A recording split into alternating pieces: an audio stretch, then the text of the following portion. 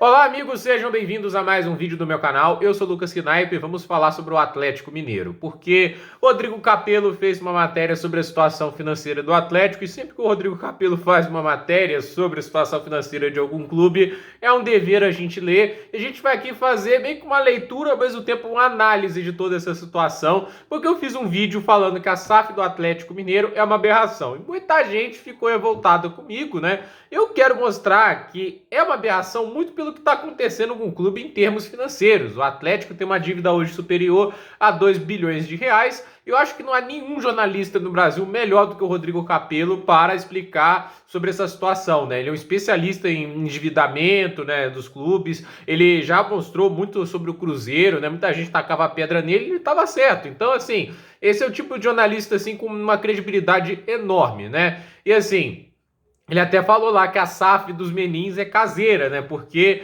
não havia espaço para um plano B ou para outras opções, entende, né? Eles estavam ditando basicamente os rumos do clube, né? Mas aí começamos, né? Próximo de construir uma SAF para reorganizar a sua administração, o Atlético tem 2 bilhões de motivos nas finanças para buscar esse tipo de solução. Depois de alguns anos assumindo o risco para qualificar o elenco e acelerar seu crescimento, o clube chegou a um ponto crítico. Em 31 de dezembro de 2022, a dívida alvinegra passava de 2 bilhões de reais, um valor que incluía 1,55 bilhão em obrigações da Associação Civil e outros 440 milhões referentes ao financiamento do estádio. Um asterisco aqui para a fala, né? Esse negócio do financiamento do estádio, a maior parte da dívida está relacionada a contrapartidas, né? Teve gente que me falou que eu sou fã do Calil, eu critiquei muito o Calil, comemorei muito quando ele perdeu a eleição para governador, Deus nos livre um cara desse comandando o estado de Minas, e assim, ele pediu mais de 300 milhões em contrapartidas para a construção da Arena MRV. Por que são as contrapartidas? Muita gente até hoje não sabe disso, né? Que é quase o maior custo da construção da Arena MRV, que é a questão do Atlético financiar obras em outros lugares da cidade, assim, asfaltar rua, né, viadutos, né, construção de metrô, construção de obras públicas, coisas que é competência da prefeitura e do órgão público e que foram repassadas para um clube de futebol financiar. Eu não acho isso aceitável em nenhuma maneira. Eu não acho que devia ter contrapartida para construir um estádio. Primeiro porque o estádio já vai gerar coisas boas para a sociedade. A construção do estádio vai gerar empregos para as pessoas que vão preparar os materiais, né? As pessoas que extraem o metal lá no que do inverno, sei lá, para construir o estádio, para deixar o estádio viável, para construir estacionamento, né, para manutenção de gramado. Um estádio gera muitos empregos. Muita gente pode falar que isso não gera, mas gera. Então, para mim esse negócio das contrapartidas foram extremamente canalhas e a diretoria do Atlético ter aceitado tudo isso, né, só para ter o estádio mais rápido possível foi muita irresponsabilidade, né? E aqui o Capello continua. É o maior endividamento já registrado por um clube de futebol no Brasil. De lá para cá, com a venda de mais uma parte do shopping Diamond Mall, né, que estava tudo avaliado acho que em 350 milhões de reais, né?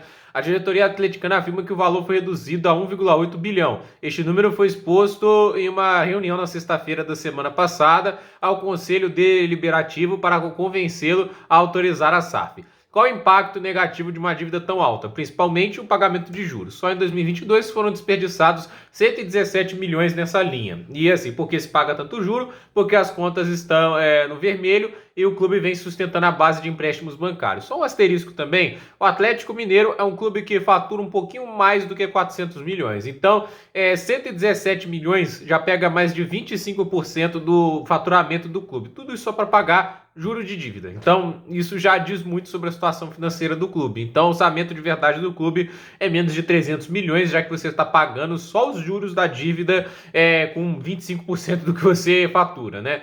A natureza desse endividamento limita as opções. Se o problema fosse apenas trabalhista ou civil, haveria saída pela recuperação judicial ou extrajudicial, como outros clubes têm feito nesse momento. Por ser uma dívida majoritariamente bancária, com avais pessoais dados pelos mecenas que comandou o Atlético, essa alternativa foi interditada. A compreensão das finanças ajuda em duas direções. Ao olhar para o passado, é possível concluir que o projeto de engrandecimento não funcionou. Mesmo com títulos relevantes, a receita não aumentou em quantidade suficiente para que haja sustentabilidade.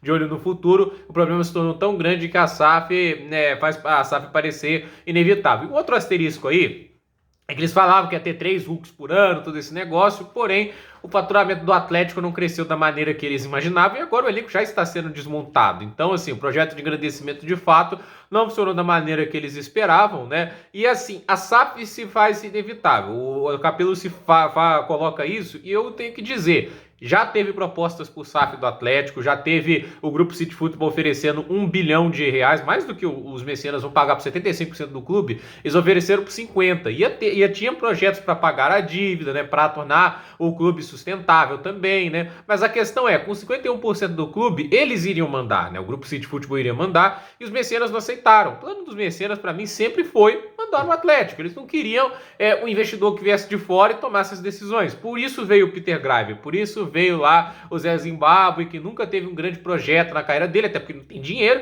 e aí ele iria financiar enquanto os caras tomavam as decisões, né? Só que, evidentemente, isso não ia dar certo, e a gente também, eu coloco aqui em questão, pra mim, né, o Peter Grave é o Randall Stephens do Sonho de Liberdade. Eu acho que esse cara não existe, ele é um cara, tem uma foto dele, pra mim isso não é o suficiente pra provar a existência dele. O cara ali pode ser um cara genérico qualquer, ou um figurante de algum filme de Hollywood. Então, assim, o panorama aqui que o Capello diz, a proporção entre faturamento, tudo que foi arrecadado em cada ano, e endividamento, o que havia a pagar no último dia de cada exercício, está muito desequilibrados há anos, no caso do Atlético Mineiro. E o pior é que a situação não dá sinais de melhora. Por um lado, porque o faturamento recuou à casa dos 400 milhões, por outro, porque as dívidas vêm sendo sucessivamente aumentadas, né?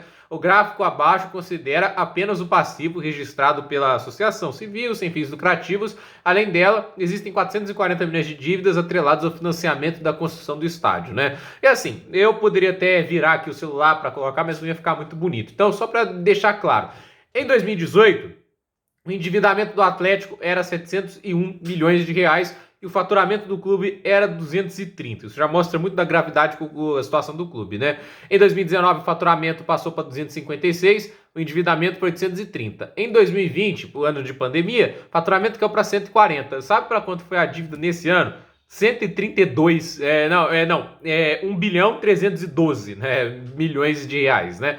Aí nos anos dos títulos o endividamento cresceu pouco, né? 475 foi o faturamento e 1 bilhão 336 milhões a dívida. E em 2022, né, pelo fato do Atlético não ter ido bem na Copa do Brasil, em vez de ser campeão foi oitavas, na Libertadores caiu nas quartas ao invés da semi, em vez de ser campeão brasileiro acabou ali apenas na 7ª posição, o faturamento caiu para 395 e a dívida foi para 1 bilhão 554 milhões de reais, né? E aí as receitas, né, a arrecadação com direitos de transmissão e premiações foi a que mais caiu, né, entre 2021 e 2022, por causa do desempenho esportivo nas competições de mata-mata que pagam as maiores quantias, né. O faturamento do departamento comercial com patrocínios aumentou e se aproximou da marca dos 100 milhões por ano, número que poucos clubes conseguem alcançar. Isso é um ponto positivo, evidentemente, né. Entre as receitas diretamente ligadas aos torcedores, as bilheterias permaneceram em patamar próximo do que o ano anterior, enquanto o sócio-torcedor mais do que dobrou. Isso acontece, obviamente, quando o clube está tendo um desempenho melhor. Vamos lembrar, por exemplo, quando o Cruzeiro foi rebaixado, né? Sócios-torcedores caíram de 70 para 27 mil. Nas transferências de atletas, o Atlético ficou próximo à sua arrecadação costumeira, por volta de 50 milhões. Não é ruim, mas ainda está distante dos clubes que mais faturam com jogadores no país, acima da faixa de 100 milhões anuais. E aqui eles colocam, né? 155, faturamento do Atlético em 2022, 155 com direitos de transmissão e premiação, 93 com marketing e comercial, tudo isso em milhões de reais, torcida e estádio 81 milhões, vamos lembrar que o Atlético não tem um faturamento tão alto na questão de torcida e estádio, porque ele aluga os estádios, e por isso a Arena MRV, né, porque você tem que pagar o aluguel, a prefeitura, dinheiro de bilheterias pode ser partilhado também entre a prefeitura e o clube, né, isso tudo obviamente acaba cortando um potencial. A gente está falando 81 milhões de reais para um clube que quase sempre tem uma média de público muito alta, num estádio do tamanho do Mineirão, né, com mais de 60 mil pessoas, é muito pouco, né. Outros aqui são 12 milhões, transferência de atletas foi 54, esse ano é bem maior, né? E assim, o Atlético Mineiro reduziu o gasto com remuneração em 30 milhões entre 2021 e 2022.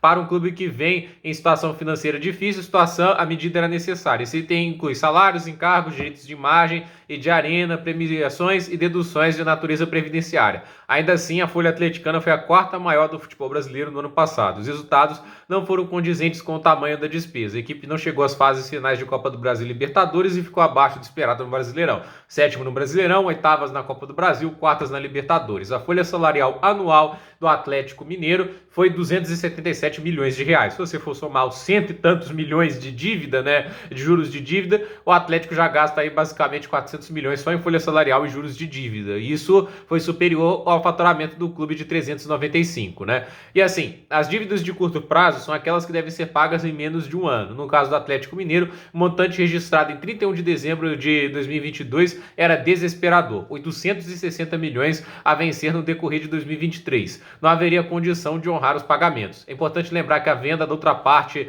do Diamond Mall ainda não havia acontecido até o fechamento do balanço. Ela foi oficializada apenas dia 3 de março de 2023, com acordo para receber 170 milhões, 40 milhões à vista, 60% em parcelas mensais. Mesmo com a entrada do dinheiro do shopping, o endividamento de curto prazo está fora de controle. Não resta à diretoria do clube alternativas, senão renegociar prazos com os credores e alongar a dívida com a tomada de novos créditos, isso você entenda como novos empréstimos.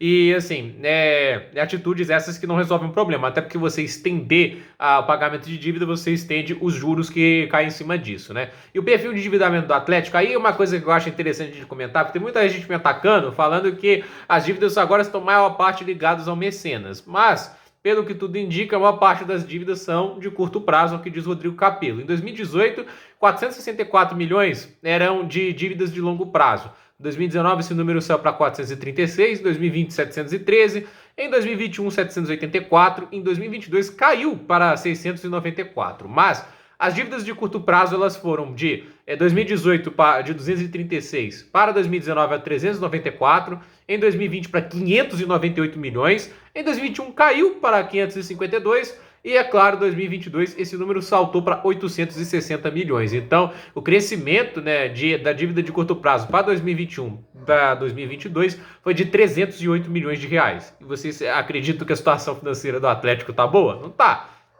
As dívidas bancárias são a maior preocupação atleticana, com um aumento de centenas de milhões de reais em 2022. Grande parte está lastreada nos mecenas do clube, ou seja, empréstimos feitos por eles ou empresas deles, ou em créditos que têm como avalistas. O BMG pertence a Ricardo Guimarães, o Banco Inter a Rubens Menin, com características diferentes desses mecenas. O BTG, que também ocupa uma posição diferenciada em relação à administração, o banco é responsável pela estruturação e pela captação de investidores para a SAF, né? Assim, 263 milhões dessas dívidas são para pessoas físicas, 168 para o BTG, 107 para o banco Daicoval, né? Acho que pelo menos assim que dá para dizer, né?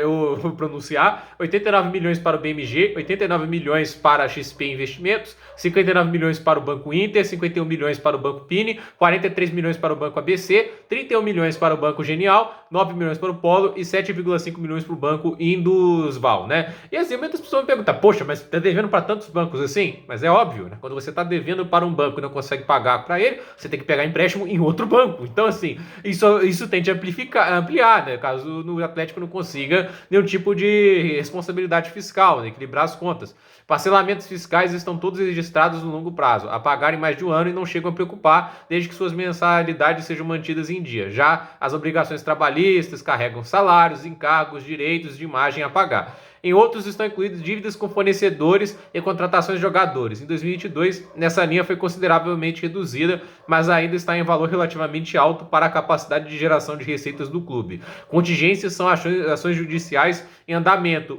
e que em algum momento podem gerar execuções. O perfil de endividamento do Atlético é 917 milhões em dívida bancária, 255 milhões em fiscal, 103 milhões em trabalhista, 223 em outros, como foi citado antes, e 56 milhões em contingências. Então, basicamente é isso que é a situação financeira do Atlético. Dá para entender o tamanho do buraco e dá para entender também que vocês viram que a situação piorou muito de 2022 para 2023, e esse ano já poderia ter saído da SAF do Atlético, né? Muitos clubes já se adiantaram para fazer a SAF para a situação não piorar. O Atlético fez o contrário, protelou e a situação piorou muito. E agora a gente está com uma SAF em que possivelmente os mecenas nem precisam colocar tanto dinheiro assim, já que a maior parte da dívida está ligada a eles. Eles podem comprar o clube o estádio e o CT só perdoando parte dessa dívida gigantesca que o Atlético tem com eles, né? E eu não duvido que eles tenham planejado isso tudo desde o início, sério mesmo, né? Então, gente, por esse vídeo é isso. Dúvida nos comentários, deixe seu like, se inscreva no canal. A matéria do Rodrigo Capello vai estar na descrição. Vocês podem ler, vocês podem ver. É um jornalista extremamente confiável. Ele já mostrou isso em várias oportunidades.